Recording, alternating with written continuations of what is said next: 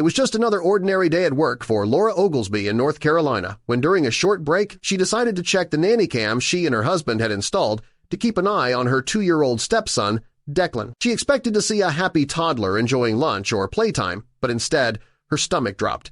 The sight that greeted her was enough to make her blood boil and her heart ache at the same time. Declan was strapped into his high chair, his little face red and wet from tears, screaming for his parents while the nanny, Lauren Rowe, pinned his arms and forcefully shoved spoonfuls of food into his mouth. As Laura turned up the volume, she could hear Rowe's voice cold, frustrated, and completely devoid of the gentle care expected from someone entrusted with a child's well-being. "We are learning today," the nanny barked over the boy's sobs. "You need to learn that you need to eat your food, and then we can be all done." Declan's cries grew louder, his pleas of "no" echoing through the speakers as Rowe continued to pin his hands and force-feed him pot pie. To make matters worse, the nanny was casually speaking on the phone, telling someone, "If we didn't control our 2-year-old, he would walk all over us." Laura's hands shook as she grabbed her phone to call her husband, Max. They were both an hour away from home and couldn't get there fast enough. Instead, they contacted Declan's biological mother, who lived nearby, and urged her to pick him up immediately. Every second felt like an eternity. "I wanted to drive straight there and pull her away from him," Laura later admitted, her voice trembling. When Max and Laura finally reunited with Declan, the evidence of what had happened was painfully visible. Bruises marked his tiny arms where Rowe had pinned him down. The couple wasted no time. Armed with the footage from the nanny cam, they contacted the New Bern police. Lauren Rowe was arrested and charged with misdemeanor child abuse. She was immediately fired, receiving a blunt text message from Laura. "You are no longer needed to nanny for us, and my suggestion is that you don't nanny at all until you learn how to patiently handle children. What you did tonight is textbook child abuse. You broke a mother's heart." But Laura and Max's outrage didn't stop there.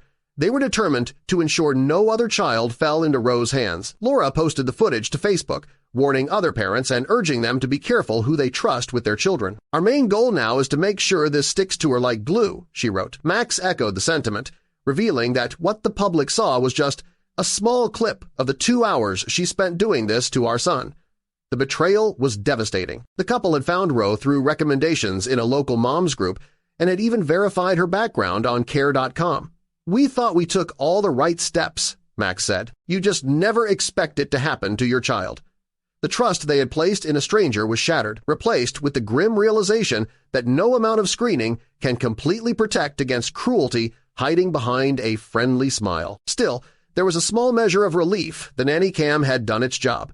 Without it, the abuse might have continued, growing worse with time. The couple shuddered to think of how much Declan might have endured had they not checked in that day. Now, they are urging all parents to invest in similar monitoring, not as a sign of mistrust, but as an extra layer of protection for the most vulnerable. Declan's story is a reminder that danger can sometimes come disguised as help, and that vigilance is a parent's greatest ally. For Laura and Max, the incident left scars both emotional and physical, but it also fueled a fierce determination to protect their son. The video that once broke their hearts is now their strongest weapon in ensuring that Lauren Rowe never has the chance to hurt another child again. And while they wish they could erase the memory from their minds, they take comfort in knowing that their quick actions may have spared other families from the same nightmare. Laura and Max spent the rest of that night holding Declan close, trying to calm him as he clung to them, his little body still tense from the ordeal. Every now and then, he would whimper and bury his face in Laura's shoulder, as if afraid that,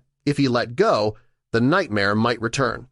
For Laura, the guilt was overwhelming, even though she knew she hadn't caused this. She couldn't shake the feeling that she should have somehow known.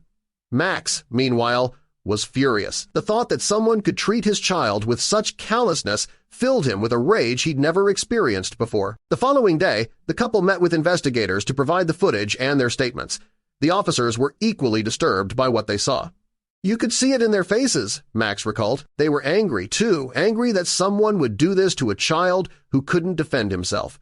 The case moved quickly, and Lauren Rowe faced her charges. But for Laura and Max, it wasn't just about a court date, it was about ensuring that this woman's actions followed her wherever she went. Word of the incident spread through the community, sparking outrage among parents. Many reached out to Laura, expressing both sympathy and gratitude for her decision to share the video publicly. Some admitted that they had considered hiring Rowe themselves, sending chills down Laura's spine. "That's why we spoke up," she said. "It's not just about our family, it's about protecting every child we can."